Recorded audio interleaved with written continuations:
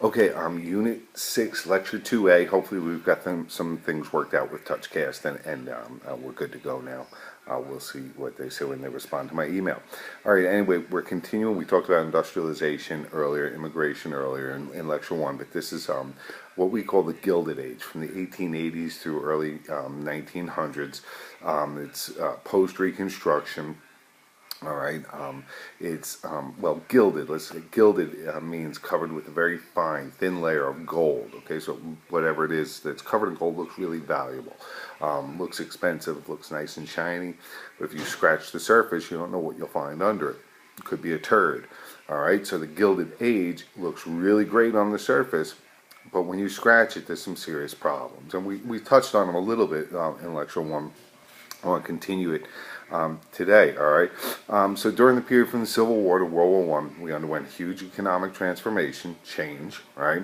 That involved developing an industrial, factory-based economy that involved big business, growth of large-scale agriculture, rise of national labor unions, and industrial conflict.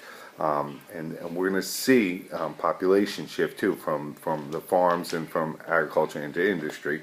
All right, so this is going to be spurred by technological changes, the growth of industry, mainly in northern cities, and inventions and innovations. Innovations are new ways of doing things. All right, and this will help cause technological change. All right, I'm going to throw up the whiteboard quick. You copy this stuff down. All right, there's a lot there. Get it, pause it. All right. You need to be aware of 4 factors that are going to lead to the industrial boom and following economic transformation of America.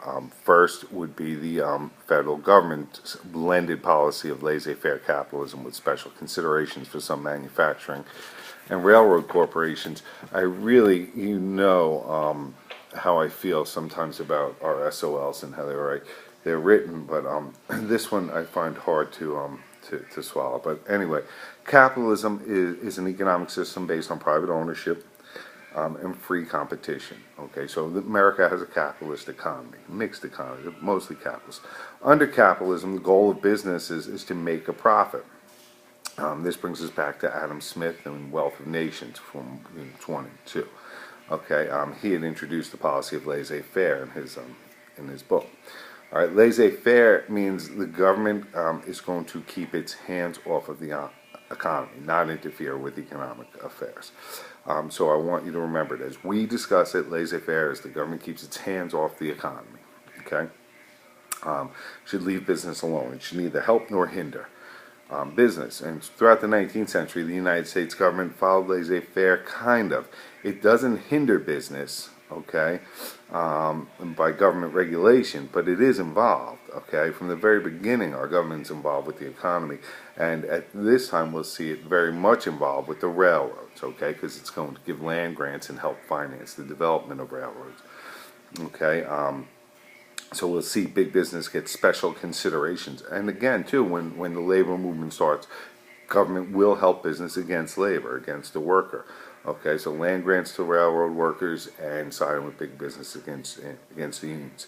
All right, so laissez-faire, again, hands off, but for us, only in the way that it doesn't regulate business, okay, that there's no regulations. It's a bit misleading for us, okay. But that's number 1, first factor, laissez-faire.